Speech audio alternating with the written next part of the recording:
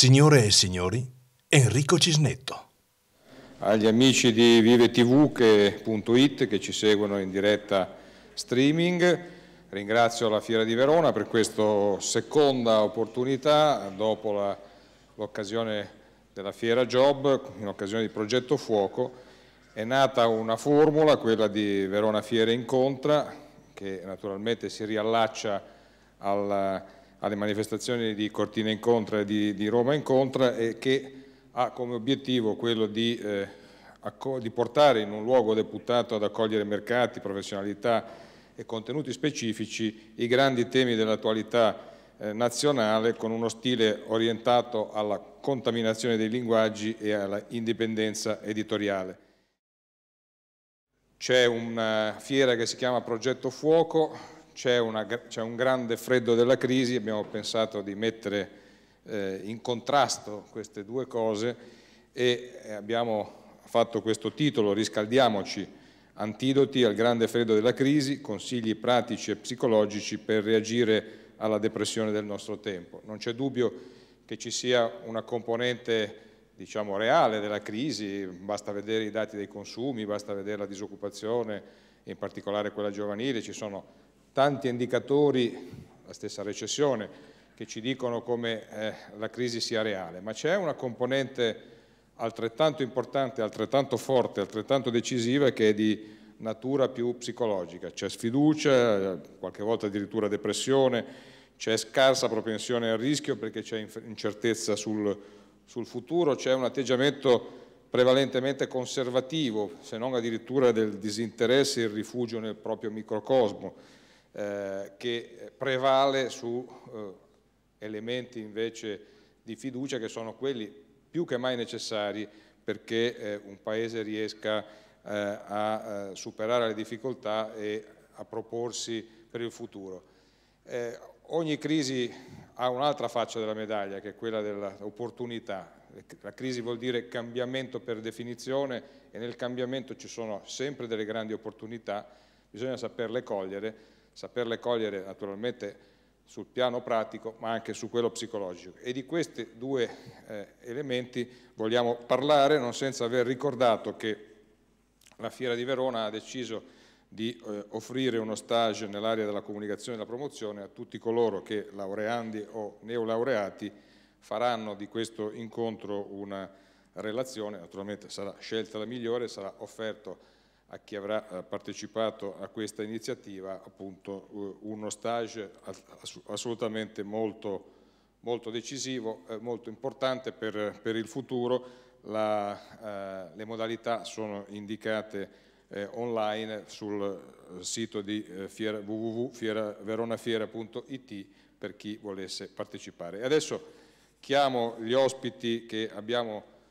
cui abbiamo chiesto di darci una mano per affrontare questo contrasto tra il progetto fuoco e il grande freddo della crisi. Comincio con un architetto di fama non solo nazionale ma internazionale, un amico dei nostri incontri che organizziamo a Cortina e a Roma, Paolo Portoghesi.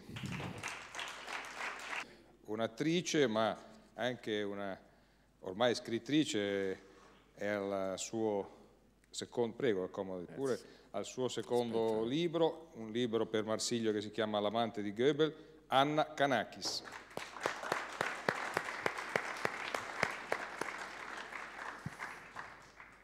Buonasera.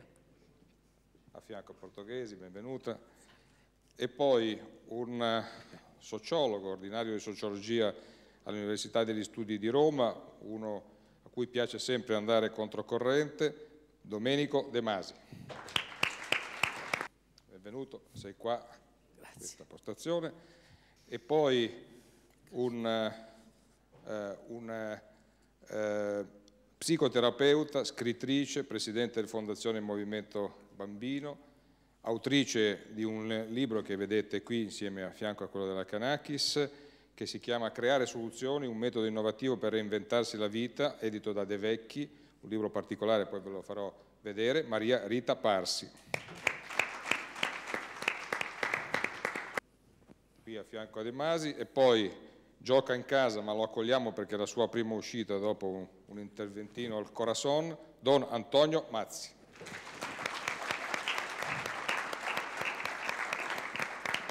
Vai piano perché non vorrei che...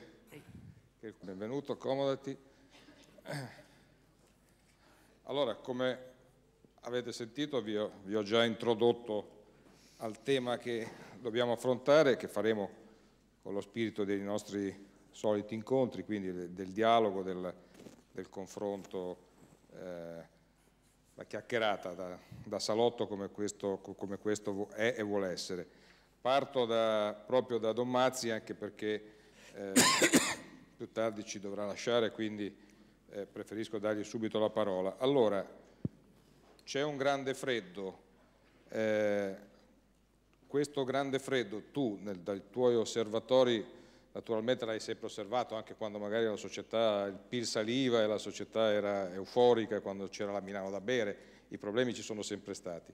Ma in questo momento in cui i problemi sociali sono più forti che nel passato, dai tuoi osservatori, sia sul piano pratico che su quello psicologico, che vedi in giro? Ma voglio, così, alla mia maniera, voglio leggere due cosettine molto semplici, ma dal quale voglio partire. Sì. Con Galeano. Gli aquiloni. Finisce la stagione delle piogge, il tempo rinfresca, nei campi il mais si offre già al palato e gli abitanti del paese di Santiago, artisti degli aquiloni, danno i tocchi finali alle loro opere. Sono tutti diversi, nati da molte mani, gli aquiloni più grandi e più belli del mondo. All'alba del giorno dei morti, questi immensi uccelli di piume di carta, si librano nell'aria e oscillano nel cielo finché rompono i fili che li legano e si perdono lassù in cielo. Qui sotto, ai piedi di ogni tomba, la gente racconta i suoi morti, pettegolezzi e le novità del paese. I morti non rispondono. Loro si stanno godendo quella festa di colori che si celebra là dove gli aquiloni hanno la fortuna di essere, nel vento. Che bello. E l'altro ancora più simpatico. Il generale messicano Taditani fumava e leggeva sprofondato in una poltrona nel circolo militare di Sonora. Il generale lesse il giornale era al contrario. Il presidente Alvaro Obregón vuole sapere, lei legge sempre il giornale al contrario? Il generale assentì. Si può sapere perché? Per esperienza, Presidente, per esperienza. Vorrei che avessimo il coraggio tutti di leggere il giornale al contrario. Perché se riuscissimo a leggere il giornale al contrario, forse capiremmo che un'occasione come questa è rara, perché è una crisi per un verso e non è una crisi per un altro verso. Riuscissimo a cogliere la crisi per il suo verso e riflettere su quello che ci resta di non critico, perché ci resta ancora l'amore, ci resta la civiltà, ci resta la cultura, Infatti. ci resta la giovinezza, ci resta la salute, ci restano i rapporti. Vogliamo per un certo verso leggere il giornale al contrario, cioè cogliamo quello che c'è da cogliere, ma vogliamo in qualche altra maniera fermarci e cercare di, rovesciando una cultura del qualunquismo, una cultura molto superficiale, fermarci un attimo per capire che cosa ci resta di vero dal quale partire. Perché io ho fatto un'infanzia molto, tu lo sai, Parsi, molto difficile, povero, rompipalle, borderline, un ragazzo un po' balordo, e sono riuscito a capire chi sono il giorno che nell'alluvione del Po del 51 ho visto che la gente che stava bene in un attimo è stata male. La gente che aveva casa, campi, papà, mamma, soldi, in un attimo è stata male. Ed è diventato in un attimo quello che ero da tutta la vita. E allora mi sono domandato, è possibile? Allora avevo 20 anni, non sapevo cosa fare, mi consideravo uno sgorbio, sbagliato, eccetera, eccetera. È possibile che con un gruppo di disperati possiamo cambiare noi e il mondo? E lì è nata la mia strada, è nata la mia vocazione, la mia strada, e ho cercato di mettermi in testa che si può cambiare la storia anche con chi in qualche maniera si sente sfigato. E questo lo vorrei dire anche a quel sottosegretario che ha detto che a 28 anni di laurea sono sfigati. E allora il messaggio che io vi voglio mandare da questo da questa sedia in questo pomeriggio. E ve lo mando anche perché è la prima volta che esco, sono anche contento di essere tornato a Verona. Spero che Verona mi porti bene. D'altra parte hanno messo i palloncini e uno come me interista doveva solo mettere i palloncini. Ma che è troppo simpatico. Abbiamo del messaggio. Poi si è messo gli aquiloni, visto, Ecco, questo è... visto la... Aquilone per un altro verso, bellissimo anche quello. Vogliamo fermarci un attimo e anziché continuare a parlare di crisi, vedere che cosa ci resta dal quale partire per cogliere un'Italia diversa, più vera, più autentica, che ha anche bisogno forse di $1 in più o di €1 in più, soprattutto i giovani. Ma proprio forse questa lettura di questa società intanto rimette sul centro i giovani, rimette al centro la famiglia, rimette al centro i rapporti veri e forse non sta lì a vedere che chi ha 5.000 euro in tasca è più fortunato di chi ne ha 500, ma forse con una lettura diversa come quella degli aquiloni e quella del giornale rovesciato, il quale lo leggo, ma lo leggo in maniera diversa, forse permette a noi, gente di cultura, di lanciare ai nostri fratelli dei messaggi che sono, va bene, più di speranza che di disperazione. Cioè, ancora una volta vorrei dire, ricordatevi che il nostro bicchiere è ancora mezzo pieno e smettiamo di pensare solo alla parte del voto. Grazie. Bravo Domenico. Masi, tu guardi sempre il bicchiere non mezzo pieno, tu dici che è sempre pieno e che siamo noi, quelli che si occupano di economia come me, che guardi dall'alto verso il basso e compatisci quando tirano fuori i numeri, tranne quelli tuoi, delle tue statistiche, dici ma siete voi che vorrete sempre la crescita, ma la crescita non ci può essere sempre, siete voi che fate deprimere la gente, perché se fate credere che l'economia può crescere a dismisura, poi quelle volte che non cresce, poi create l'effetto di rimbalzo negativo. Allora è colpa di chi si occupa di economia, è colpa mia. Dunque, è colpa degli economisti e su questo mettiamoci una pietra sopra e andiamo avanti, non ci sono attenuanti. Per categoria, insomma, mi sento corresponsabile. Però, dunque, Don Mazzi mi ha regalato questo libricino delizioso e c'è un pensiero per ogni giorno dell'anno. Quindi sono andato subito a vedere il 1° febbraio perché l'anno è il giorno del mio compleanno. Anche del mio. Ah, sì? Ecco. Sì, da acquariani. Allora senti pure tu. Dice, solo i pesci morti seguono la corrente. E questo mi sembra proprio che vi vada bene. Non sono nobile, per cui non ho uno stemma, altrimenti sullo stemma mettere... Guarda un po' quello del giorno di oggi, cosa dice invece? Ah, è una cosa analoga. Ho visto anche quello. Dunque, non è mai mancata la libertà, sono mancati gli uomini liberi. È molto analogo a quello precedente. No, volevo dire... Infatti io ti ho presentato come uno che va controcorrente, vedi? Sempre. Sì. Sempre. No, volevo invece partire, se permetti, proprio dal problema dell'economia. Quello che è chiaro che impariamo tutti da una vicenda così straordinaria come una crisi di questa fatta. Epocale si usa sempre. Epocale, come si dice, anche se insomma si sono state almeno tre in un'epoca, 29, 72, 73 e oggi.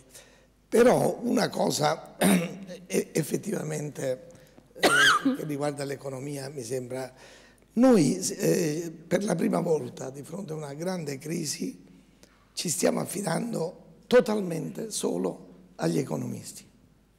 Ora per carità ho un rispetto immenso per gli economisti, molto più di quanto poi vengono dalla Bocconi ancora molto più di quanto gli economisti abbiano per i sociologi, però guardate che questo è pericolosissimo.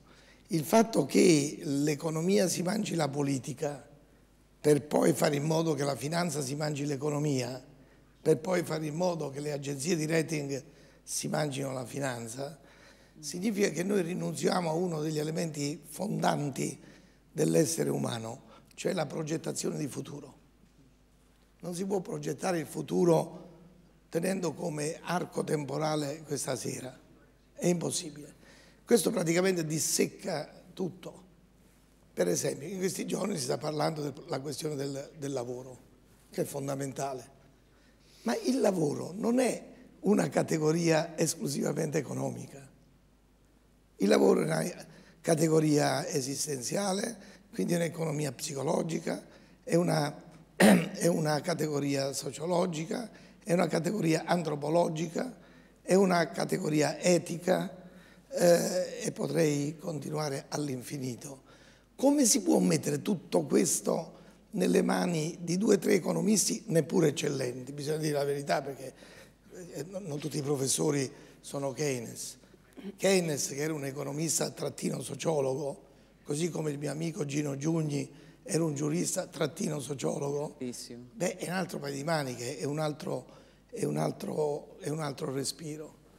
Che cosa comporta il fatto che si vede tutto dal punto di vista economico? Beh, intanto, mi fermo sul lavoro perché è la mia materia, intanto che si chiama con la parola lavoro una realtà che è estremamente variegata. Noi diciamo che un minatore lavora, un contadino lavora, un poeta lavora, un artista lavora, uno scienziato lavora. Diceva Conrad, il grande scrittore, come faccio a spiegare a mia moglie che io, quando guardo dalla finestra, sto lavorando? Allora, la visione economica intanto porta subito a questo appiattimento sul fatto che non si distingue più tra lavoro e lavoro, al punto tale, per esempio, che si fissa un giorno preciso per tutti per andare in pensione. Cioè deve andare in pensione nello stesso giorno della sua vita un minatore, un contadino, un giornalista, uno scrittore, un poeta. Follie che solo gli economisti possono venire in mente.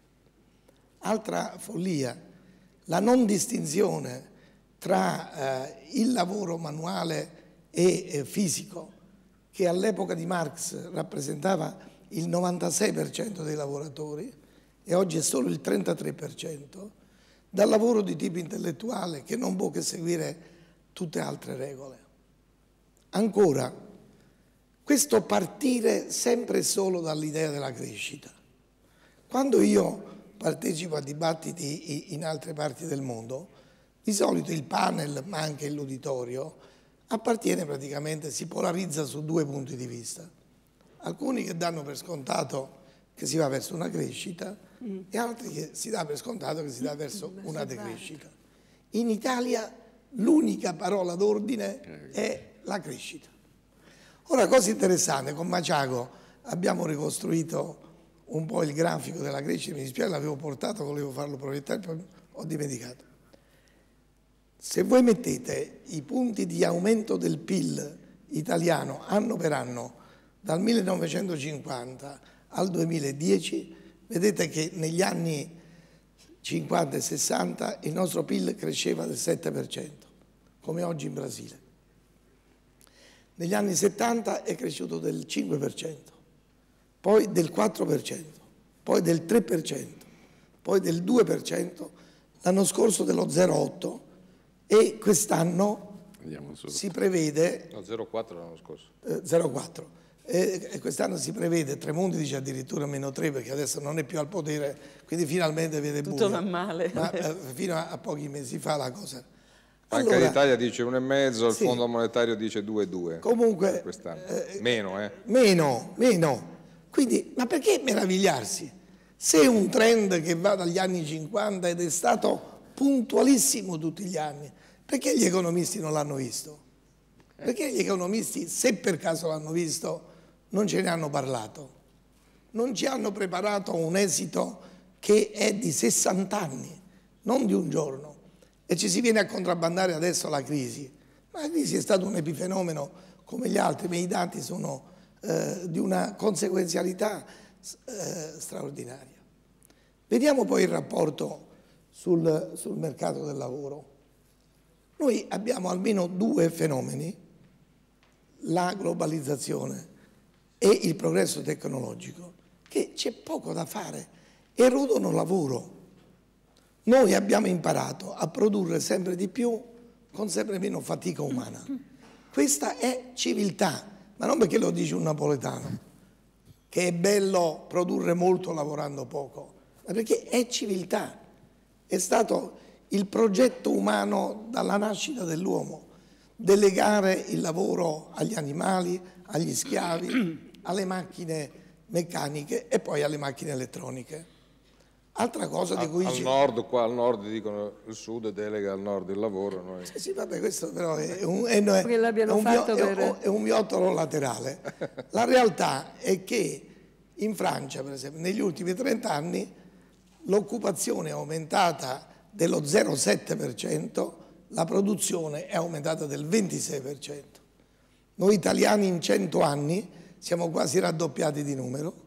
Ciò nonostante, a causa delle modifiche degli orari di lavoro, lavoriamo 10 miliardi di ore in meno all'anno e produciamo 13 volte di più. Questo significa che l'occupazione, la piena occupazione, è impossibile se si lasciano gli attuali orari di lavoro. La torta diminuisce, quelli che vogliono mangiarsela aumentano e addirittura si prolunga la fetta di lavoro per gli occupati, allungando l'orario, gli anni di lavoro a 70 anni o a 65 anni e non si tiene conto del fatto che quindi la coperta tirata da una parte lascia poi sguarniti i giovani. E ho sentito un ministro che diceva no, per i giovani ci penserà la crescita, la quale crescita, come ho detto, è molto improbabile che ci sia. Come può esserci la crescita in un paese come il nostro che ha $37.000 pro capite annui quando in Cina sono 3.600, meno del 10%, in Brasile sono 8.000, meno di un quarto. Com'è possibile pensare che noi continuiamo a crescere quando per esempio in Cina nel 2020 ci saranno 4 milioni e mezzo di macchine e noi dovremo fare a meno di 30 milioni di tonnellate di petrolio? Non so se è chiaro. Quindi per me la crescita, mi fermo qui, ma ci sarebbe da parlare. No, ma tanto abbiamo... la crisi ha questo aspetto positivo, vedi, Don Mazzi, c'ha l'aspetto positivo che ci sta facendo aprire gli occhi.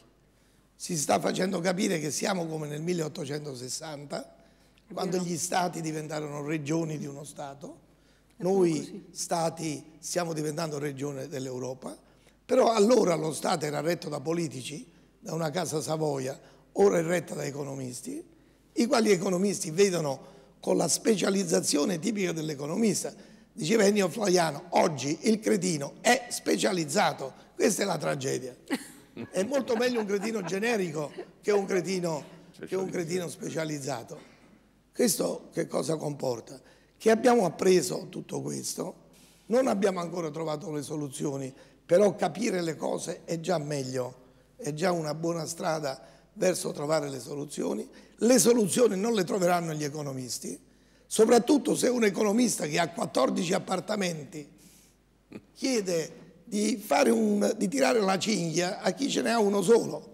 Quando uno di 14 appartamenti tira la cinghia, resta con 12 appartamenti. Quando uno ce n'ha uno solo, tira la cinghia, va sotto i ponti.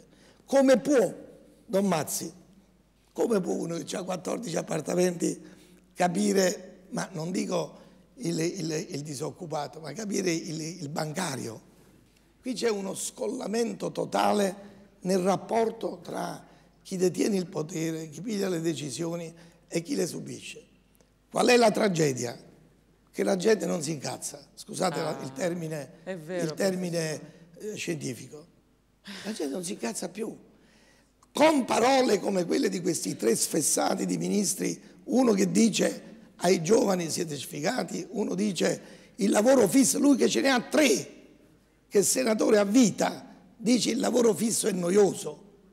Ma io gli avrei detto pigliati subito il lavoro di un disoccupato, perché sennò la noia ti ammazza, figlio mio, con 12 appartamenti in più con lavoro noioso è una tragedia.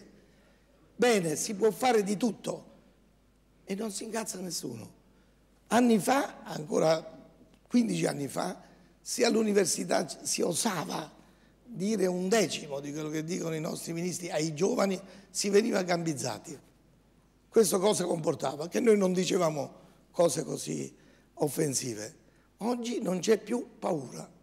Per cui io, con grande amore, con l'amore di Don Mazzi, auspico che torni un poco di paura per gente che, non avendo più paura, si consente violenze inaudite nei confronti della collettività. Grazie De Masi. Per fortuna sono un economista generico, per cui flaianamente non mi sento toccato da quella definizione. Stai attento a non demonizzare la ricchezza, perché tu sai che, come dire, la spinta verso la realizzazione, anche sotto forma economica, è una delle grandi molle che ha spinto l'umanità. State attenti a non santificare la povertà. No. Vale la tua, ma vale anche la mia, troviamo un punto di equilibrio tra le due cose. Può darsi che la gente non si incazzi, ma giusto per tenere il tuo linguaggio, è scoglionata. Allora, se è scoglionata, Parsi, come si fa a trasformare una fase che vogliamo...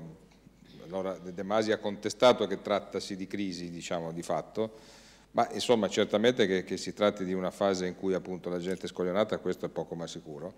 Allora come si fa a trasformare una fase così in una opportunità?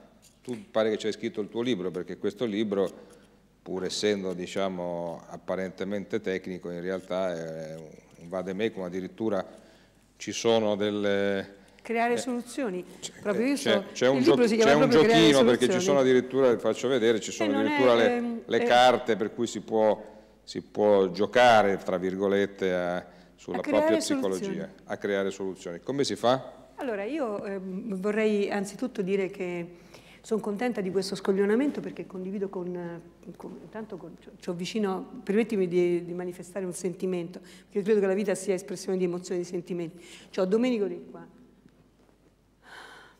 Don Mazzi di là, noi ce ne possiamo anche andare. No. Tra l'altro Anna è una persona... No, ma ho rivisto Portoghesi dopo anni. Anna la conosco da tanti anni, la compagna, la moglie di un carissimo amico. Cioè sono proprio emozionata. E ti voglio dire che in questa emozione ci ritrovo il discorso che dice il Piccolo Principe. Anzi, la volpe al Piccolo Principe, quando il Piccolo Principe lo chiama, vieni a giocare, volpe, e dice no, prima mi devi addomesticare. Prima dobbiamo passare tanto tempo insieme, alla stessa ora, conoscerti, incontrarci, e poi diventeremo l'uno amico dell'altro, avremo bisogno l'uno dell'altro. E dice il Piccolo Principe, ma io me ne vado poi. E dice la volpe, e io piangerò allora. E allora che cosa ci guadagni? E la volpe risponde, la volpe che è un animale, risponde, ci guadagno il colore del grano. Cioè in pratica ci guadagno il ricordo del colore dei tuoi capelli, ci guadagno il ricordare. Allora noi dobbiamo ridare radici, tanto per capire a questi ragazzi, anche perché Domenico ha detto una cosa verissima. Io ricordo come se fosse un déjà vu che questi sono anni identici a quelli che quando io avevo 20 anni, io sono una ragazza del 68 veramente, io al 68 avevo 20 anni, quindi, anzi 21. Quindi i miei 21 anni io me li sono vissuti e somigliano a questi. Noi avevamo disvalori, preoccupazioni, eravamo assediati da una classe politica che, detto fra noi, non è che sia molto dissimile a quella attuale o molto peggiore. Allora attenzione, quello che sta rimontando, e qui noi dobbiamo avere la responsabilità di ricordare che abbiamo lanciato a quei tempi dei semi di cambiamento, l'hanno lanciati i cattolici, con i preti operai, l'hanno lanciati gli intellettuali, l'hanno lanciati i sociologi. Quando ero ragazza io non c'era nemmeno la facoltà di psicologia, c'era solo quella di sociologia a Trento. Io mi sono laureata con Antiochia e Ferrarotti.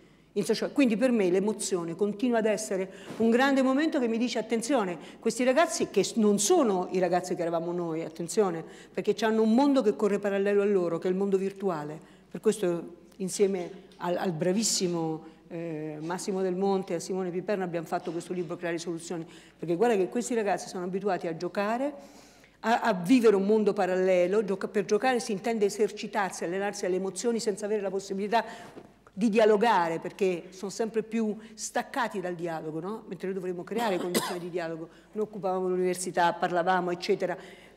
Immaginavamo cosa ci poteva fare il potere. Ora il potere è ovunque, ce l'hanno pure loro nelle mani, se vogliono riprendere, se vogliono registrare. Anche questo è cambiato completamente, perché il mondo virtuale ha portato un cambiamento fondamentale del quale dobbiamo tenere conto come persone che sono analfabeti di ritorno rispetto al virtuale, e dobbiamo capire che i ragazzi hanno in questo mondo globalizzato, che gira lontano, per esempio quando pensano di lavorare, va bene? E tu fai un discorso con un ragazzo di questi scoglionati, gli dici, senti, ma perché, al di là del fatto del lavoro, noi ti diamo in questo momento una possibilità che ci siamo guadagnati facendo noi 20 anni fa le lotte, di andare a scuola. perché la scuola unica, la scuola media unica è stata una conquista, la scuola dell'obbligo fino a 16 anni è stata una conquista. Ai tempi, quando ero ragazzina, io, mio padre o mia nonna, i ragazzini andavano, le ragazzine facevano le domestiche, quando non erano lavandaglie, e i ragazzini a scuola non ci andavano in officina, a meno che non fossero ricchi i genitori o nobili, eccetera, ma a scuola ci andava pochissima gente, e fino alla quinta elementare. Oggi noi abbiamo creato una condizione per cui questi ragazzi hanno tempo per pensare, per riflettere, e che cosa facciamo noi? Sulla scuola non investiamo mai, che è il punto di nodo, di raccordo tra le famiglie e il territorio. I ragazzini hanno su internet tutto collegato, escono fuori di casa, è tutto scollegato. La scuola non collabora con i genitori non collaborano con la scuola e il territorio non è concordato con la scuola. Capite che noi dobbiamo dare un esempio a questi ragazzi, che noi ripartiamo da una riorganizzazione per dare a loro un tesoro, un patrimonio di cambiamenti che noi abbiamo fatto. Allora io ho pensato, sapete che facciamo? Uniamo insieme il gioco, che è la palestra delle emozioni, eccetera, e tutte delle carte, ma carte studiate psicologicamente. Vi faccio un esempio: quando mi sono seduto ho tirato fuori una carta, perché dico, appena glielo dico, intanto hai detto soluzioni. Senti la carta che mi è venuta. Valuta con attenzione. Quali regole devo rispettare? Quali abitudini devo seguire? Quali rinunce devo fare? Quali sono i limiti? Che cosa manca ancora? E sotto c'è una frase di Virginia Satir: non dobbiamo permettere alle percezioni limitate degli altri di definire chi siamo. Ecco, io vorrei giocare con i ragazzi in questo senso, dare loro strumenti. Questo c'eravamo domenica, tu correggimi se sbaglio, ne avevamo detto, parlando di intellettuale gramsciano, che avremmo fatto da ponte tra chi aveva necessità, bisogni, ma non sapeva come esprimerli, anzi addirittura non li avvertiva nemmeno, quelli di cultura, quelli di rappresentazione, e chi questi strumenti non ce li aveva. Oggi, e chiudo proprio, oggi noi dovremmo rifare proprio questo ponte a livello culturale, cioè chi si impegna in questo senso cambia completamente la situazione e va incontro ai giovani. Grazie. A Parsi, perché se si dice alla come la Fornero poi si arrabbia, quindi... Si è arrabbiata la Fornero per alla? Sì, dice non bisogna chiamare la Fornero. Sì.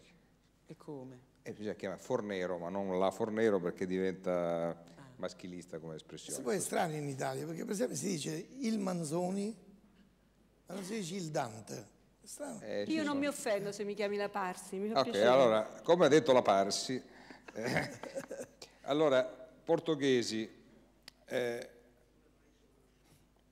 ci voleva un architetto in questo panel, sì, non solo per mischiare le carte, ma anche perché siamo in una fiera in cui si parla prevalentemente di architettura, seppure di riscaldamento, che naturalmente. Ecco, ma l'architettura come ci può scaldare i cuori? Perché posso autodenunciarmi che io spessissimo la vivo fredda, questa architettura. Trovo spesso soluzioni che le sento distanti. Come si fa a accorciare le distanze grazie all'architettura? Ma io credo che la crisi che stiamo attraversando sia un invito a ripensare quasi tutto quello che caratterizza la nostra epoca, e quindi anche l'architettura. L'architettura negli ultimi decenni è stata soprattutto l'architettura dello spreco. Si sono costruiti dei grandi monumenti puntando sulla qualità, sull'eccezionalità, senza fare i conti su quanto costava e se era giusto fare questo. Nel frattempo la città ha continuato a vedersi aggravare le malattie di cui soffre. La cultura italiana, che si era occupata di città negli anni 60-70 con molto impegno, è stata emarginata dal dibattito internazionale, che negli ultimi 20 anni si è concentrato sulla bellezza dei monumenti che esprimono la condizione umana del nostro tempo, che secondo me è appunto la costruzione del consumismo. sono la celebrazione di un'epoca che sta per tramontare, un'epoca in cui c'era questo surplus economico apparente che evidentemente era sottratto a qualche altra cosa di importante. Cioè tu dici l'architettura come strumento di marketing, insomma.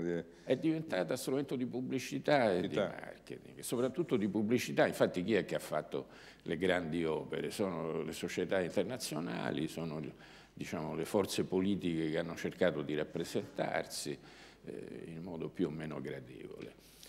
Ora, il calore è una delle caratteristiche dell'architettura tradizionale e, diciamo, c'è stata la volontà di abbandonare questo e di dare all'architettura un compito diverso, quella di stimolare l'uomo verso quello che si definiva progresso. E, diciamo, per progredire rapidamente il calore era un elemento non necessario, anzi addirittura pericoloso. E che in fondo la teoria dell'architettura ha sostenuto questo. Oggi siamo di fronte a un'architettura che ignora qualunque regola e quindi va in 1000 direzioni diverse, però lo fa senza consapevolezza. Ecco, io credo che noi siamo di fatto nella decrescita, perché insomma, chiamiamola come ci pare, però l'ha detto molto bene il sociologo, ci siamo in pieno, però nessuno ne parla. Quindi noi siamo in una condizione di decrescita inconsapevole, non di decrescita programmata. E questo è il guaio, perché se sapendo che si può spendere di meno, si penserebbe forse ragionevolmente a dove conviene diciamo, prelevare quei denari che sono indispensabili. Ecco, noi abbiamo visto giustamente questo governo invece prelevare i soldi dalle pensioni dei poveracci che sopravvivono a stento. Ecco, questo secondo me vuol dire decrescita inconsapevole, non programmata, perché la decrescita programmata accetta questa inevitabile condizione che effettivamente proprio gli economisti avrebbero dovuto profetare e che invece gli economisti non profetano, perché diciamo, c'è una famosa frase che dice: chi è che considera diciamo, le risorse della terra infinite e la possibilità di sviluppo infinite, o è un pazzo o è un economista, senza offendere nessuno naturalmente, ma in particolare un economista sui generis. Però c'è qualcosa di vero in questo, cioè ci si è innamorati di questa idea della crescita. Anche se è vero che coloro che avevano detto, penso a, non so, Peccei, per dirne uno, che l'energia sarebbe finita dopo 10 anni, sono passati... Sì, sappiamo che non... ne sono passati 30 o 40 e non è successo, ci sono tante cose che, come dire... Sappiamo benissimo che l'Apocalisse non è così vicina come ce l'hanno descritta gli apocalittici. Diciamo, io leggo con grande interesse... Il dibattito è sempre stato tra gli apocalittici da una parte, per cui la decrescita era, diciamo, evocata come Apocalisse, oppure dall'altra parte quelli, diciamo, della crescita senza problemi, e quindi è ideologica, per cui è una discussione ideologica che non... Però la realtà io sta non dando sono un ragione fautore della decrescita, è una parola completamente sbagliata, quindi che ha reso molto difficile, specialmente in Italia, ragionare su questo fatto che inevitabilmente la crescita non può che diminuire. Penso che lo sviluppo sia qualcosa di insito nell'animo umano e che non si può chiedere all'uomo di smettere di pensare che il futuro deve essere meglio del presente. Quindi in questo senso la decrescita di Latouche mi lascia molto perplesso. Però penso che ci siano tante cose giuste in quelle che vengono predicate normalmente. Per esempio il fatto che la massima risorsa dell'umanità sono le relazioni. Le relazioni umane sono l'unica cosa veramente importante, cioè il denaro può far contento Paperon dei Paperoni, ma una persona che pensa il denaro lo considera giustamente uno strumento per raggiungere qualcosa. Ecco, le relazioni umane sono le cose che restano, sono cose che si possono dare senza impoverirsi. Ecco, questa è una cosa straordinaria, no? Mentre se uno dà dei soldi poi non ce li ha più, se invece dà dell'amore, delle relazioni, c'ha il doppio di quello che ha ricevuto. Si può applaudire? È l'unica cosa...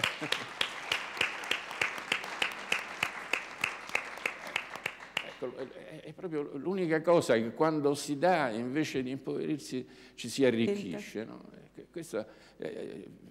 Bisogna tornare a valutare giustamente queste cose, senza pensare che a un certo punto si semina improvvisamente questa pianta che cresce rigogliosamente. No, è difficilissimo, si tratta di rieducare a un modo di pensare diverso, che non può essere il modo del passato, anche questo lo sappiamo. No? Non si tratta di resuscitare i tempi di Checco e Nina, insomma, si tratta invece di costruire con internet, con le facoltà che dà, con questo potere ridistribuito. Io devo dire, la Parsi ha detto una delle cose più importanti, cioè che oggi il potere non è solo dei governi. Il potere è ritornato in qualche modo, sia pure a gocce, nelle mani di ciascuno. E la rivoluzione potrebbe cominciare da noi stessi, cioè basterebbe cambiare il modo di vivere e di pensare, che ci sarebbero tutte le condizioni per la rivoluzione. Una rivoluzione non necessariamente sanguinosa, anzi probabilmente assolutamente pacifica.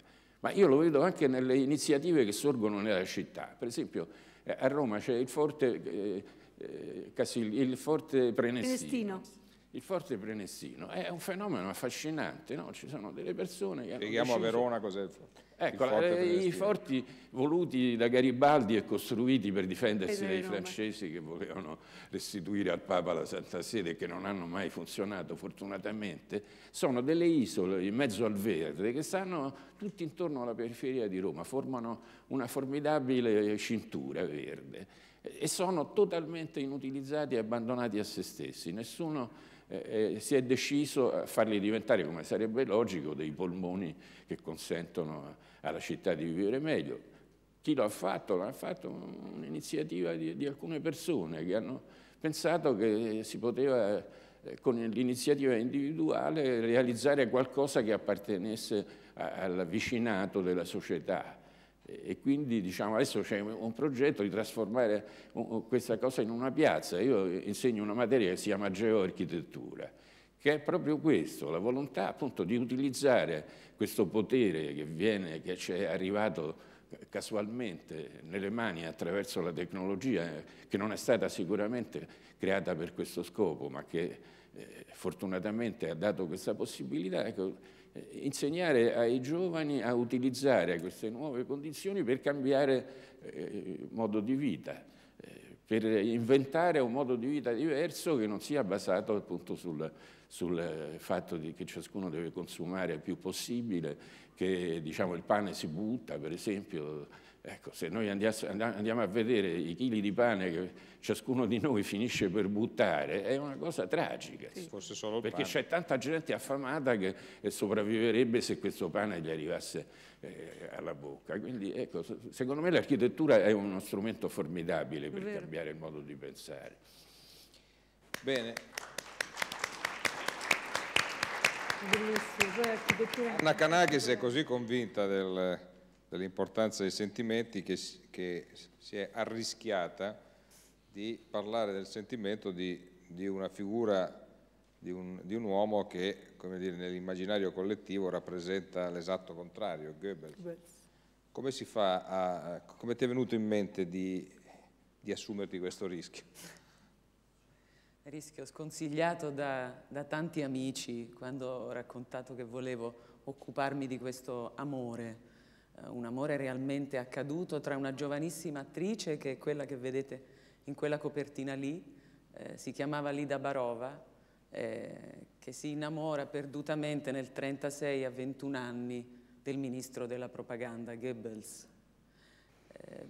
Permettimi soltanto di esprimere il mio pensiero prima di rispondere alla tua domanda su era un questo, modo per stare sull'argomento. Sì, mi porti subito al sentimento, però ecco, mi sento avvolta in un caldo dotto abbraccio e mi fa piacere sentire i pareri dei tuoi ospiti così vicini al mio sentire, al mio cuore, che si dibatte tra, posso dirlo, incazzata, Sì, tu lo usi qualche volta. Abbiamo sdoganato. Tra l'incazzatura furibonda che ho quando leggo i giornali, guardo i telegiornali e prendo atto del fallimento della politica, del commissariamento del nostro paese da parte dei professori che, come dice il nostro amico, lavorano sui numeri e forse mettono insieme anche i sentimenti delle persone con un po' di facilità, però anche col fatto che la nostra politica, tra virgolette, che io amo come idea, perché è un concetto ideale della politica, quindi una politica a servizio di noi, dei cittadini, ha fallito ed è stata commissariata. Quindi forse abbiamo perso un po' di libertà e non ce ne stiamo rendendo conto. Allora mi arrabbio quando la mattina leggo i giornali e sento i telegiornali e dico: ma perché l'italiano non si incazza? Ecco, io vorrei far qualcosa, ma io facevo l'attrice, adesso scrivo dei libri, non faccio politica, ho sempre questa spinta del pesce controcorrente. Negli ultimi tempi sono quasi tutti attori quelli che fanno politica.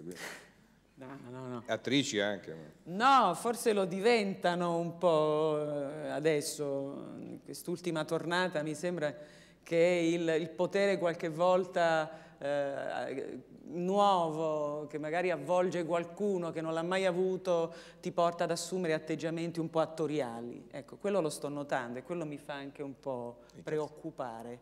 Non ho usato incazzare. Però Don Mazzi accarezza i cuori con i suoi aquiloni e la magia del suo cuore e della sua anima. E vabbè, quindi mi sento tranquilla nel raccontarvi brevemente del mio romanzo. Biagi scrisse un pezzo su questa giovane donna che è morta nel 2000 a 86 anni, alcolizzata, sola a Salisburgo.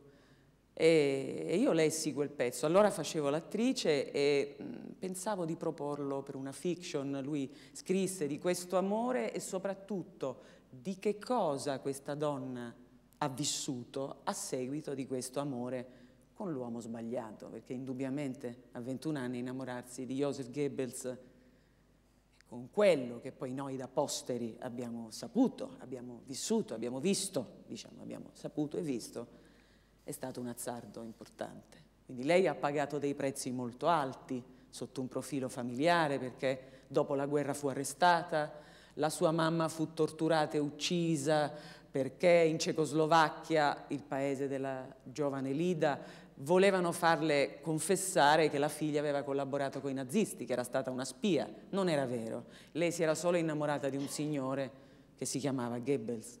La sorella si impicca, faceva anche lei l'attrice ed si vergognava del fatto che era l'attrice, era la sorella dell'amante di Goebbels. Quindi questa donna è morta sola, scansata dall'ambiente di lavoro, e io l'ho immaginata, poi sono andata anche a casa sua a Salisburgo, ho visitato questa casa e l'ho immaginata lì coi suoi pensieri, affondata in questa poltrona di questa casa semplice, dimessa con queste vecchie foto in bianco e nero. L'ho immaginata che probabilmente andava indietro con la mente e ricordava quelle luci fortissime che c'era nella Berlino del 1936, tutto quel movimento di masse, e lei che si sentiva piccola piccola di fronte a quella potenza, e questo uomo un po' mefistofelico che la manipolava molto facilmente, facendola sentire un po' incerta e nello stesso tempo regalandole dei momenti di grande passione e attenzione. Lei, che era cecoslovacca, chiaramente viveva questa sensazione di non adeguatezza con la tipica donna ariana, e in quello e da questa storia ne è rimasta presa, triturata, poi nel momento in cui la nota Magda Goebbels, che probabilmente tutti ricordiamo anche per quel omicidio dei suoi 6 figli nel bunker di Berlino, lei avvelenò i suoi 6 bambini proprio quando capì che non c'era altra speranza per il nazionalsocialismo, quindi una scelta fredda e consapevole. Quando Magda scopre che il marito si è invaghito di questa ragazza e che forse non è soltanto una delle tante, la invita a prendere un tè, lei va e le propone un patto. Io rimango la First Lady del Terzo Reich, tu sarai l'amante senza alcun privilegio, soltanto per nutrire la genialità di mio marito. Pare che Lida Barova, così si chiama la protagonista del mio romanzo, rimase senza parole, poi cercò l'uscita di questa casa sul lago e scappò. Da quel momento segnò la fine sia della sua storia con Goebbels, che fu contattato da Hitler, e la sua fine in tutti i sensi. Quindi... Anna, a me interesserebbe che tu ci spiegassi perché ti sei sentita attratta da questa storia. Cioè... Una volta uno scrittore mi ha detto che i personaggi ti cercano. Io, neofita della scrittura, in realtà mi è successo anche col primo romanzo, Sei così mia quando dormi, dove racconto dell'amore di George Sand per un giovane incisore, si chiamava Manzò. Mi ha... Ma ti ha cercato lei o ti ha cercato lui? Mi ha cercato lei. Prima con quel vecchio articolo di Biagi e poi l'anno scorso in modo molto banale quasi, però le coincidenze io non le trovo mai banali. Aprendo un giornale, il Corriere della Sera, leggo dal corrispondente di Berlino che era in vendita una delle case dove Joseph Goebbels incontrava segretamente questa giovane donna. L'amante. L'amante. E lei aveva questa chiave, poi ho scoperto, sono andata nel luogo, ho fatto parecchi sopralluoghi, poi è cominciata una documentazione che vi risparmio, ma veramente folle. E ho detto lei, è tornata nella mia memoria, vado su internet, apro a questo viso bellissimo, e il primo è stato quello lì che mi è comparso, è il flano di un film del 1934, dove c'è un volto molto esposto, che è forse quello dell'amante, un volto che si cela e che l'abbraccia, che forse è quello dell'amato, quando non può appalesarsi. E accanto a questa foto c'era il volto di una donna devastata, che era lei da vecchia, alcolista. Questo volto così bello, così distrutto. E quello mi ha colpito il dolore. E il dolore ha esorcizzato il fastidio e la domanda che mi suonava, che mi batteva sempre in testa: come si fa ad amare un uomo come Goebbels? Per quello sono andata a Salisburgo a visitare la sua casa, e in mezzo a tutto quel dolore è andato via anche il pregiudizio e ho cominciato a tuffarmi in lei. Bene, grazie Anna Kanakis. Allora, Don Mazzi, ti voglio fare una domanda un po' controcorrente, visto che bisogna leggere i giornali al contrario. Non è che alla fine poi un po' questa tendenza a vedere il bicchiere mezzo vuoto e a trarne tutti gli effetti depressivi conseguenti derivi dal fatto che ci siamo abituati a diciamo, autoassolverci, come chiamiamola per dare un nome complessivo, noi società civile, e trovare diciamo, in qualcun altro, per esempio nella politica, la responsabilità di tutto, cioè noi siamo buoni e i politici sono cattivi. Questo meccanismo dicotomico non è che poi alla fine è quello che falsifica la realtà e quindi ce la rappresenta creando, cioè in fondo insomma anche nella società ci sono i problemi, tu sei in mezzo ai problemi che certamente non ha creato la politica ma che hanno creato le singole persone. Ma io spero che la famosa frase colpe di Eva, che è nata a quei tempi, e credo che sia ancora una frase che gira sui nostri tavoli. Per esempio anche noi del sociale troppe volte abbiamo detto che a causa del politico non riusciamo a fare il nostro mestiere. E io vorrei che la finissimo anche noi, perché l'eresia dell'accumulo ci ha preso tutti, Chiesa compresa.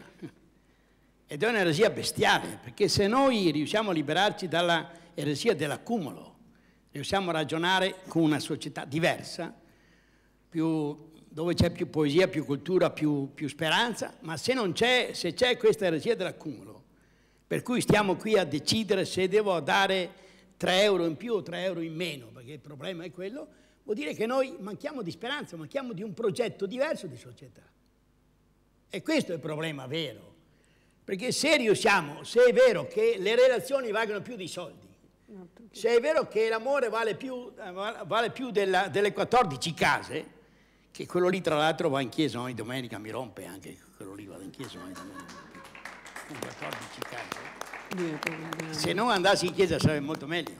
Comunque, io vorrei, a proposito dell'Aquilone, vorrei, perché devo scappare via. Mi risulta che la chiesa sia povera, No, ti risulta no, t'ho detto. Ha detto proprio lui. Che purtroppo l'accumulo ha travolto anche la chiesa, sì. con questi giochini che sta facendo anche oggi.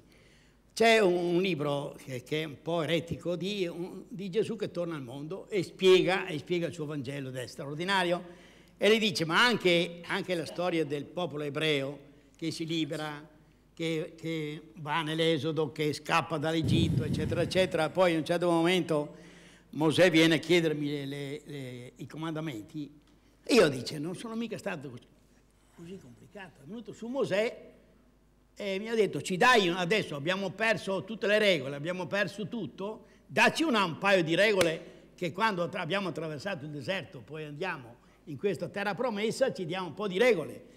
E dice Gesù che a tempo, allora il Padre Eterno gli ha detto, sai che regola? Voletevi bene, punto.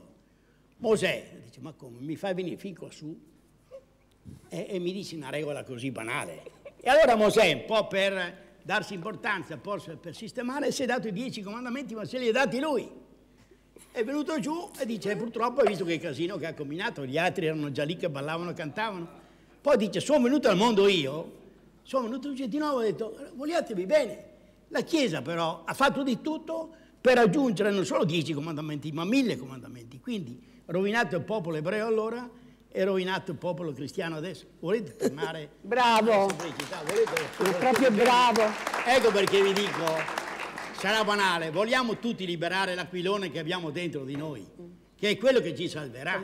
Vogliamo liberarlo tutti? Questo è il messaggio che do a me, ai miei disperati, ma soprattutto ai miei amici veronesi che forse hanno bisogno di liberare l'Aquilone anche loro. Va bene? Grazie. Fatemi andare a casa. Salutiamo Don Mazzi che ci lascia, grazie di aver partecipato a questa iniziativa. Grazie, un abbraccio grande. Che forza, ragazzi. Che il suo cuore sia tornato a battere regolarmente. E allora... Un aquilone. Che però non senti, Parsi, ho aperto le carte del tuo libro. Wow. Cerca, cogli, crea le opportunità. Come si fa? Allora, io credo che il problema sia informazione e formazione. Scusate se dico tutto questo che è un po' tecnico all'apparire, ma lo dico con grande sentimento, perché noi parliamo sempre dell'informazione, ma non la riformiamo mai. Cioè io tante volte mi vergogno quando mi dicono, vado, non so, alle riunioni, congressi, che poi la vediamo sempre in televisione, e io mi viene un coccolone perché dico, con tutto quello che lavoro e faccio, quando è il meccanismo televisivo, che invece è importantissimo, che ci dovremmo andare... tutti, cioè la gente più competente, la gente che può mediare meglio, la gente che può dialogare, dare dei messaggi precisi, secondo un progetto, dovrebbe andare ad utilizzare i mezzi di comunicazione di massa. E per dire che cosa? Che ci vuole informazione di quella approfondita e ci vuole formazione che non può passare certo per i mezzi di comunicazione di massa, anche se ci passa, guarda internet, ultimi media, ma dovrebbe passare attraverso il discorso della scuola. Allora, per creare degli incontri e delle soluzioni, l'unico luogo, scusate se insisto, il luogo, lo zoccolo duro, il luogo di incontro sono la scuola, dall'asilo, alle elementari, alle medie, alle superiori, all'università, che deve poter essere collegata al territorio e ai genitori. La scuola deve diventare un centro culturale polivalente, all'interno del quale non si va per un problema di voti, sin da quando si è piccoli, ma si va per un problema di amare il sapere, riuscire ad avere strumenti per essere liberi. Chi non ha strumenti non ci arriva alla libertà e avviene una selezione naturale. Chi è privo di strumenti e capacità di rielaborare lutti, difficoltà, distacchi, perché io sono contenta, guarda, che ci sta questa precarietà. Non che sono contenta nel senso come direbbero altri, no, perché datevi da fare, sfigati, bamboccioni, cioè no. Io sono contenta che per i giovani torni un modo, se noi siamo capaci, noi, le nostre generazioni, di dare loro strumenti che si possano misurare veramente con le difficoltà e superarle. Sapete perché? Perché oggi i giovani si danno un mare di difficoltà, ma utilizzano per darsi queste difficoltà, utilizzano la droga e per intontirsi l'alcol, l'azione criminale, le immagini, come posso dire, soprattutto immagini di ferocia o di difesa o di preoccupazione o di paura. Ecco, io credo che bisogna riaprire invece tutto questo a un discorso di creazione. Anna, quando hai scelto di fare l'analisi di una donna che ha amato un nazista, hai fatto una grossa opera di ricordo, politica, al contempo sentimentale, affettiva, che permette di avvicinare il mostro. Allora, in questo momento le mostruosità, i ragazzi vengono sbattute continuamente in faccia, qualunque mostruosità, però la decodifica di tutto quello che c'è da comprendere non viene data, non vengono dati gli strumenti, o meglio, dovremmo dare a tutti gli strumenti. Allora, prima ce li dobbiamo dare noi, tutti quelli che non se li sono dati se li devono dare, quindi è la formazione e l'informazione dei educatori, genitori, operatori della comunicazione, operatori dell'assistenziato sociale e posso andare avanti. Questo però tu stai parlando solo dei giovani, ma non è che il problema del grande freddo riguardi soltanto i giovani. No, io non lo sto dicendo. Anche... No, io dico invece che faccio una differenza netta, perché i giovani, secondo me, devono incontrare il precariato, le difficoltà. E invece bisogna tutelare chi tutte queste cose se le ha già fatte. Precariato, difficoltà. Io ho voglia di continuare a sentirmi male, ma dei giorni penso, ma chi me lo fa fare a 64 anni a continuare a lottare così?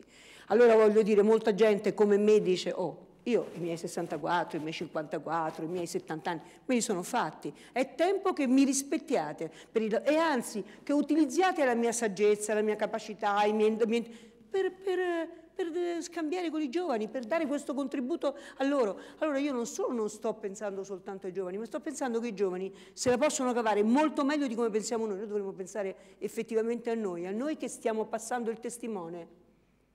Anche perché, scusate, voglio dire una cattiveria incredibile. Vi ricordate la trasmissione fatta per i bambini? Ti lascio una canzone, no? Ti passo il testimone. Io avrei detto, scusa, ma fatti dare una canzone fatta dai bambini, non che gliene nasci una tua, con le parole tue, con sentimenti che i bambini non hanno, con movimenti. Allora, mi chiedo con amore, noi, quando è che pensiamo a noi, all'esempio che possiamo ancora dare, più ci conosciamo meglio, più facciamo dell'attenzione a noi, più cresciamo, più ci rincontriamo. Noi dobbiamo soltanto dare un esempio e una spinta e tutelarci. E poi i giovani sono giovani, devono imparare a staccarsi, ad affrontare con disciplina la responsabilità, ad andare via.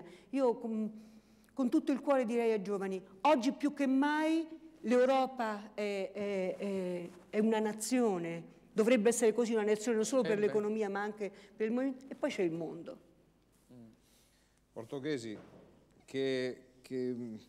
anzi chiedo al giovane Portoghesi, che rapporto c'è tra le generazioni secondo te? Cioè qual è il meccanismo?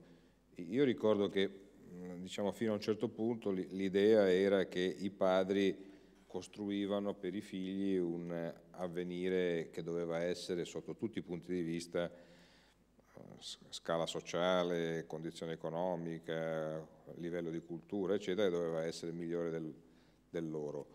C'è stata una fase ultimamente in cui si sperava di pareggiare, adesso c'è una fase nella quale si è praticamente convinti che i figli staranno peggio dei padri.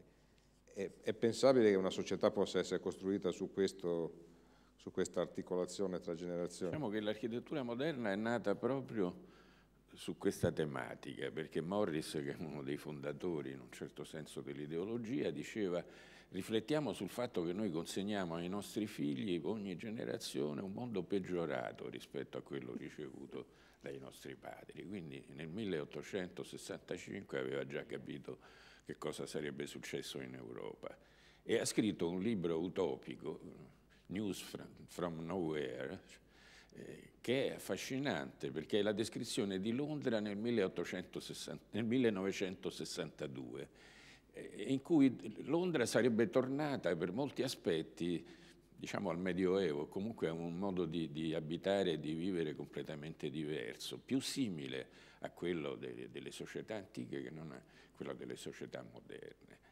Ecco, questo cosa vuol dire? Che l'architettura moderna è nata con la vocazione di proteggere in un certo senso il futuro, garantirlo, e quindi ha sempre puntato sul futuro. Le Corbusier diceva de logis, non de canons.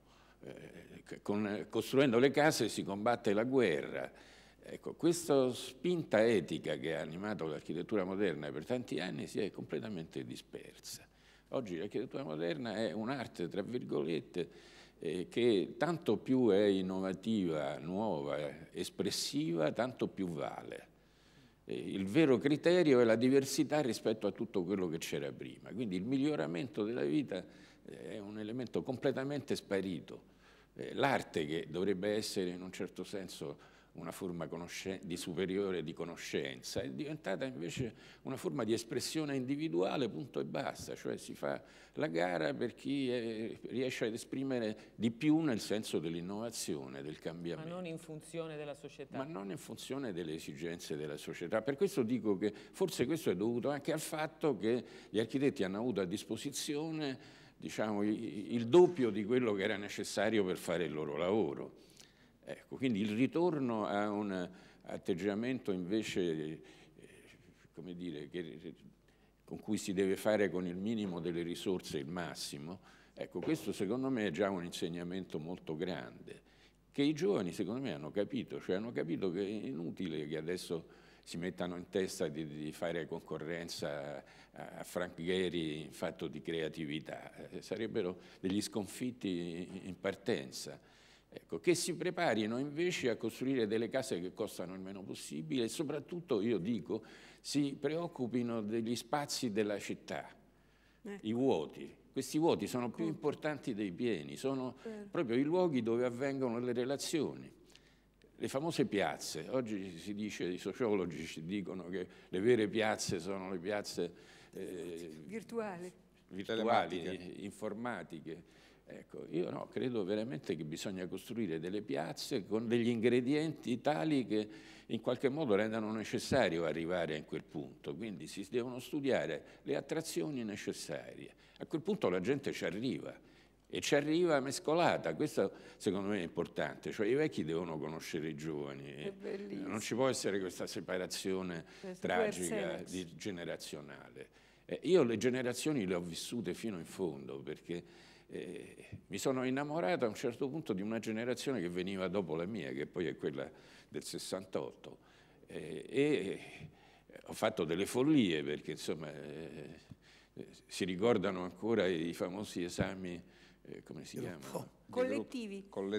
Ecco, sì, io poi ho tentato di farli diventare momenti di ricerca, quindi, ma comunque diciamo, mi sono esposto alla follia per dare retta a una generazione che speravo veramente che cambiasse. Poi questi esponenti della generazione, a parte qualche caso isolato, li ho trovati addirittura a stabilire quanto costavano le tangenti da dare a questo o a quello per finanziare i partiti, eccetera. Cioè, la delusione sicuramente ha portato a questo. Anche probabilmente l'intelligenza, perché ecco, se quello è una cosa devo riconoscere che allora gli studenti ne sapevano più dei professori, perché venivano da famiglie di alto bordo che gli avevano dato questa sostanza così di base della cultura. Ecco, questo adesso è sparito, non c'è più. Adesso c'è una situazione in un certo senso molto più interessante. Diciamo. Una volta le persone intelligenti venivano dalle famiglie abbienti, diciamo pure, oppure della buona borghesia intellettuale. Adesso il livello viceversa è assolutamente livellato perché le famiglie non contano quasi più niente nella cultura degli studenti. Dico quasi, ma insomma ci sono eccezioni. Sono difficili le relazioni tra... Praticamente non ci sono più. Adesso le generazioni si combattono tra loro per ragioni di potere, anche questa è una cosa atroce. Che rappresentazione ci dà di tutto questo, secondo te, la televisione, il cinema, lo spettacolo? Terribile, terribile. Nel senso che la deforma, nel senso soprattutto per quanto riguarda le donne, secondo me, che ne usciamo malissimo, ma qualche sera fa ho partecipato ad una trasmissione di Porta a Porta, il tema era le osservazioni del ministro Fornero sul coleottero della signora Rodriguez tatuato nell'inguine, ma non ho potuto esprimermi, per cui mi fa piacere. Esprimiti perché qua, purtroppo allora. Le donne quando sono insieme in un piccolo salotto diventano, ai noi, galline, diventiamo molto spesso galline, per cui una voce sormontava l'altra. Io penso che da Santanchè, la signora Santanchè era una delle ospiti, parlava che da 50 anni, dai tempi del Tuca Tuca, via via l'ombelico, e poi insomma oggi non dovrebbe scandalizzare il coleottero della signora Rodriguez. Io credo, ho l'impressione che ci sia stata, diciamo, un precipitare dagli ultimi governi, diciamo, da quando la RAI, la TV di Stato, ha dovuto confrontarsi con la TV, con le reti Mediaset, quindi con le reti commerciali. Le reti commerciali hanno proposto un modello femminile che era un modello più commerciale, quindi la ragazza che più spogliata è, più attira la persona da casa. Io non condivido questo modello, poco male, mi trovo in difficoltà in un momento come questo, mi sconvolge il fatto che immaginare, e ne vedo tante, anche io non ho figli, ma vedo tante figlie di mie amiche che guardando i modelli televisivi pensano di lanciarsi nello spettacolo per diventare subito ricche, subito famose, senza una gavetta, senza una preparazione, senza uno studio, senza niente.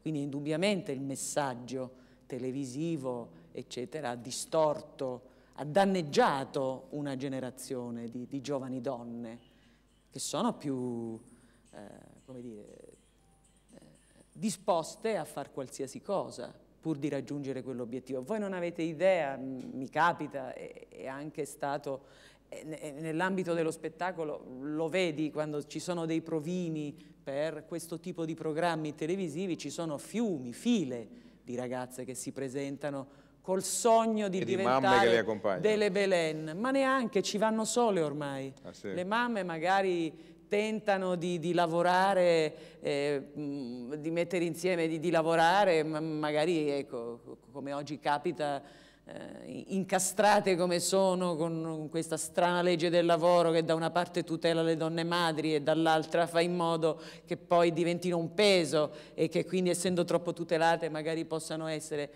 non assunte. Insomma, la situazione è complessa, ecco, lì forse i lumi vostri, che siete più ferrati ovviamente di me, non è il mio lavoro, ma insomma, Mimmo, è triste. Grazie, siamo tornati al punto di partenza e tu hai esposto la tua tesi che io conosco e mi ha colpito la frase che diceva prima Portoghesi della decrescita inconsapevole, però è inconsapevole nella misura in cui la società è stata costruita e anche le aspettative naturalmente di tutti sono state costruite sulla base di un sistema di costi che richiede inevitabilmente, se non vuoi creare del debito, del deficit e quindi esporti alle difficoltà che ne sono conseguenti, è stata costruita sulla base di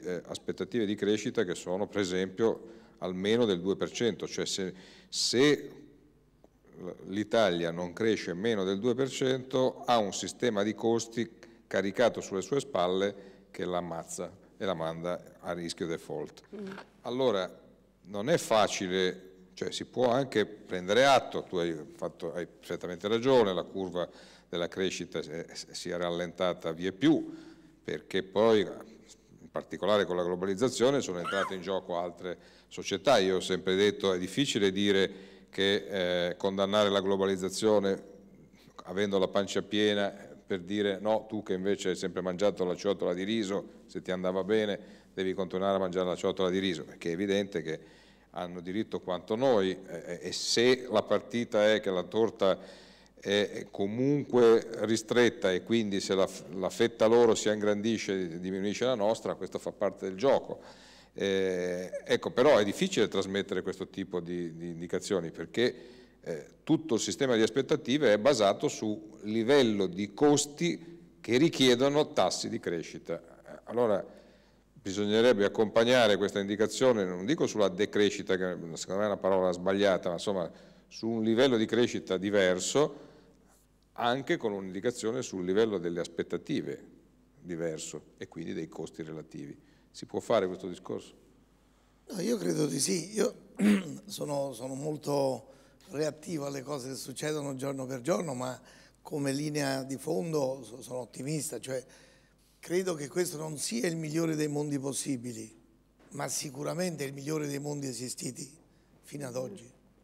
Non c'è un'epoca storica, ogni tanto colleghi soprattutto di filosofia dicono com'era bello, l'epoca di Lorenzo il Magnifico, belle epoche, ma loro immaginano che sarebbero stati principi, ma allora i principi era uno solo, tutto il resto non era principe. Ma poi i principi in buona salute, perché basta avere il mal di denti nel 1400 e averlo oggi, mi pare che ci sia una bella differenza. Per cui in un contesto complessivamente positivo, poi io ho un ufficio a Pechino e uno a San Paolo in Brasile, vedo due mondi diciamo sottosviluppati, per cui noi che abbiamo $37.000 pro capite, quando ci lamentiamo, quando diciamo che non ci sono i soldi per le scuole, eccetera, vedo quello che fa Antonio Abreu in Venezuela con un reddito infinitamente inferiore a quello delle nostre università e mi rendo conto che il problema, ecco lì, è che ci è stato inoculato il concetto che il problema sono sempre i soldi. Ma i soldi non bastano mai se uno si mette in quella spirale.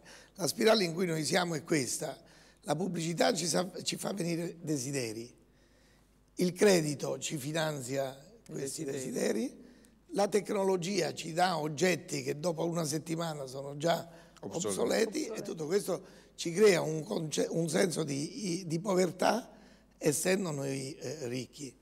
Il problema della parola decrescita, siccome ne ho discusso spesso con Latouche, dovete scusare ma potete guardarli in due sensi. Sia crescita sia decrescita possono essere positivi o negativi. Noi diciamo il PIL cresce, intendiamo in senso positivo, ma diciamo il cancro cresce, questo è negativo. Diciamo che la ricchezza decresce, lo consideriamo negativo. Diciamo l'influenza, la febbre che ho decresce, lo consideriamo positivo. Allora decrescita è la decrescita degli aspetti negativi della nostra società, che ci sono, vedi Paolo, sono insinuati dovunque. Per esempio, questa sala è stata concepita da un architetto perché in pieno giorno fosse buia e ci fossero centinaia di luci accese. Questa è una criminalità, però non ce ne eravamo accorti prima. Non ce ne accorgiamo neppure adesso se uno non lo fa notare. Ci dà il fatto che con metà delle luci staremo ugualmente bene e potremo evitare il nucleare che entro il 26 ci avrebbe dato il 15% di più di energia, quindi basta spegnere il 15% di luci. Ma è chiaro che oggi con l'idea della decrescita un architetto starebbe attento al fatto che una sala di riunioni è bene che abbia anche l'illuminazione normale. Sono piccole cose. Quelle che un tuo grande collega che è Jaime Lerner chiama l'agopuntura urbana e che noi ritroviamo all'infinito. C'è in un quartiere di Roma un palazzo dove gli inquilini il sabato pomeriggio si fanno prestare da un grande artista un quadro e lo mettono nell'ascensore. Chiunque può salire e godersi il quadro. Poi quando scende, deve scendere a piedi, passa in qualsiasi appartamento, bussa, gli offrono il caffè e gli spiegano il quadro che ha visto. Ma che bello. Questa è quella che io chiamo e che Jaime chiama agopuntura urbana. Quindi ci sono gli aspetti belli, oltre i tanti aspetti che noi praticamente... Chi l'ha inventata questa cosa? Un architetto? No, il comitato di quartiere. Sì. Io pensavo il condominio. Questo è interessante. È interessante il fatto che tutte le ricerche sul benessere spirituale, diciamo, ci dicono che sopra i $15.000 pro capite, noi siamo a 37.000, La felicità collettiva non cresce assolutamente. Questo significa che noi possiamo essere tranquilli anche con una piccola decrescita se gli architetti costruiscono diversamente le cose, i sociologi organizzano diversamente le aziende, eccetera, eccetera.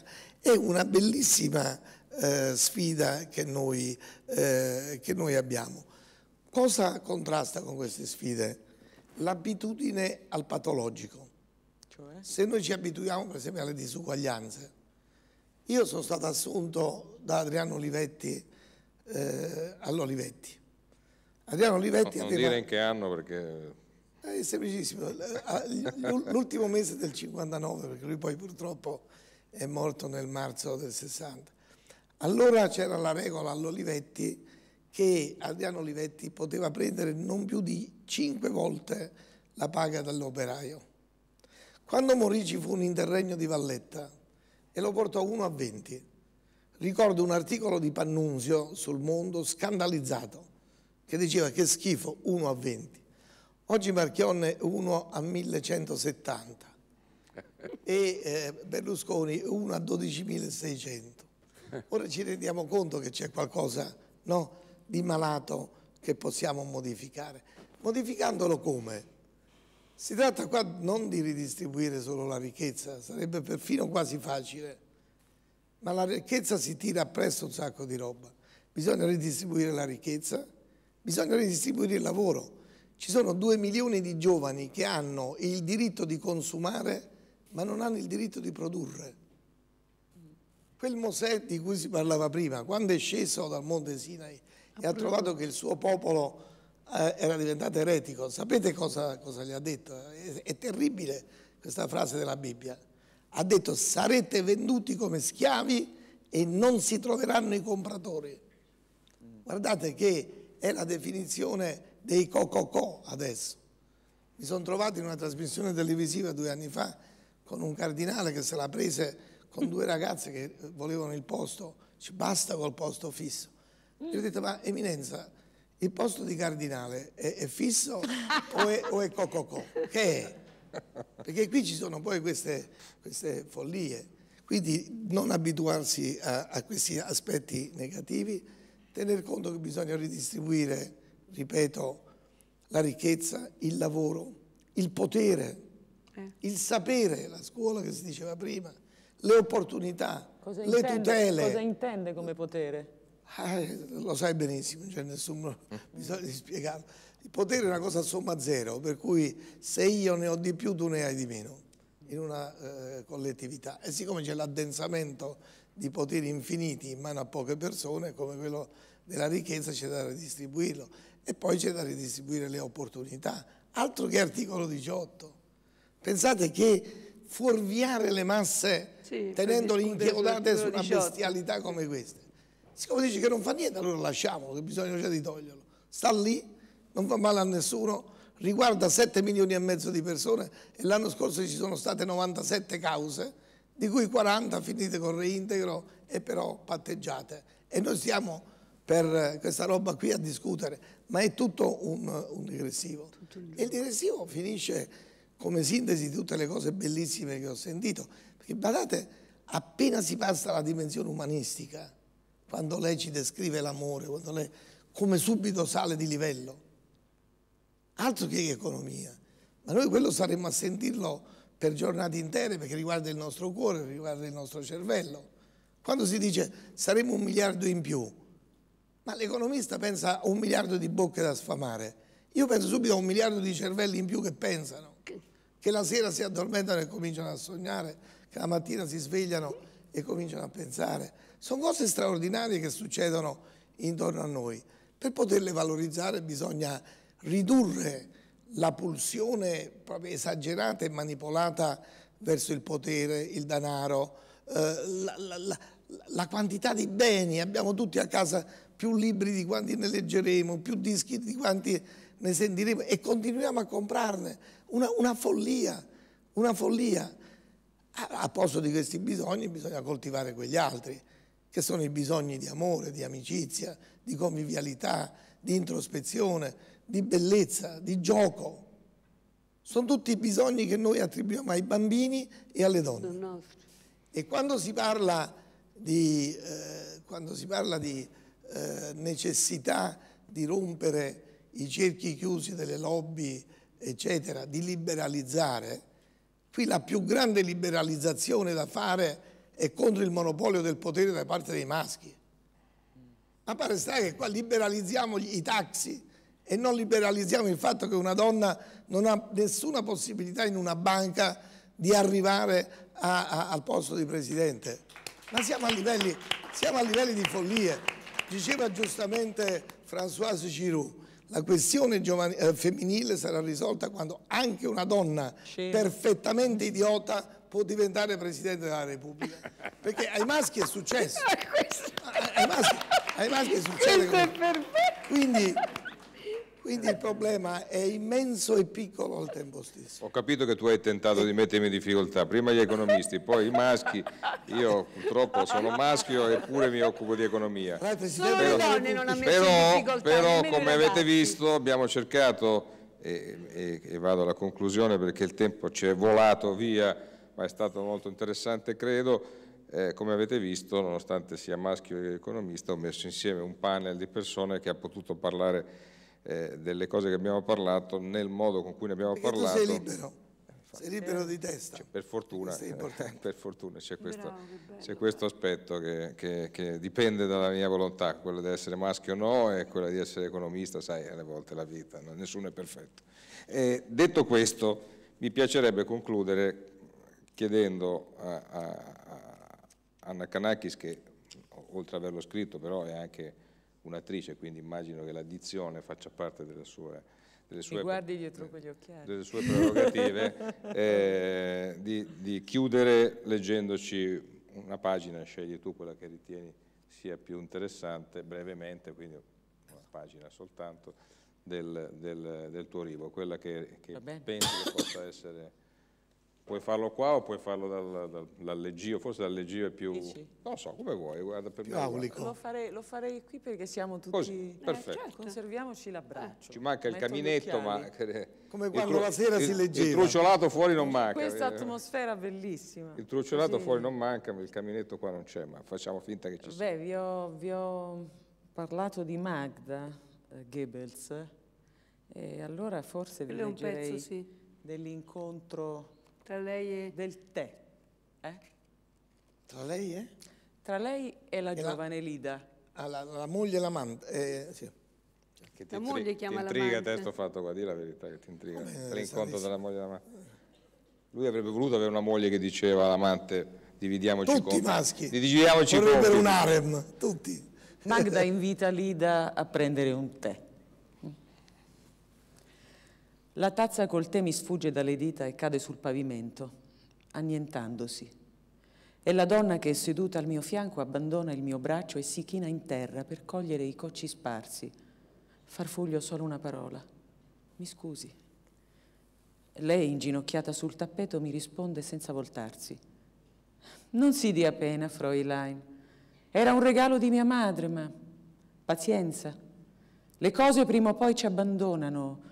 E io ho imparato a non affezionarmi a niente di materiale, però devo raccogliere anche il più piccolo pezzettino. In una casa con dei bambini le precauzioni non sono mai troppe. Poi scivola quasi distesa sul pavimento e scuote vigorosamente la frangia dell'elegante tappeto e alla fine esclama, trionfante, ecco l'ultimo finalmente. Si gira verso di me con la piccola scheggia luminosa tra le dita e me la mostra. Dove eravamo rimaste, Fräulein Barova? Gli occhi grigio-azzurri di Magda Goebbels mi accarezzano gentili. Deglutisco a fatica e guardo tua moglie, Joseph, ancora accucciata sul pavimento. La guardo ancora senza riuscire a spiccicare una sillaba mentre si alza in piedi e si avvicina a me per accomodarsi sul divano. Il grande quadro che trionfa appeso alla parete e la ritrae e me la fa vedere al doppio per un istante. Non sembra di questo mondo tua moglie, Joseph. Si muove lenta, con studiata armonia nella sua casa, come una regina. E pare che le cose terrene, le emozioni, per esempio, non le appartengano. Mi sforzo di immaginarvi insieme, ma e non ci riesco, ma forse la mia è solamente gelosia. Lei intanto si è seduta accanto a me e mi sorride. I suoi denti bianchissimi vincono il confronto col filo di perle candide che le vestono il collo. Perdonami, Lida, posso chiamarti così? Mi chiede. E io, dopo aver deglutito ancora una volta, le rispondo con un cenno d'assenso del capo. E lei continua. Più ti guardo e più mi confondo. Non me ne volere, ma non ricalchi per nulla il gusto estetico di mio marito. Se poi penso a quelle volte che ci siamo incontrate con i nostri rispettivi uomini qui, a Schwanenwerder, avrei potuto sospettare di qualsiasi altra, ma non... La prego, è il mio dolore. No, Lida, non intendevo offenderti. Perdona il mio stupore e forse anche l'umana gelosia di una moglie che è stata tradita, mi dice, ed è accorata. Poi raggiunge le sue mani serrate e accoglie le mie tra le sue, poggiandole dolcemente sul suo grembo. La guardo e sono sorpresa da questo gesto quasi materno e il mio cuore si stringe in petto, umiliato dalla sua generosità. Mi fermo. Grazie Anna Kanakis, grazie a Maria Rita Parsi, a Domenico De Masi, a Paolo Portoghesi, a Don Mazzi. Noi torniamo alla Fiera di Verona in occasione del Vinitaly. Grazie di averci ascoltato.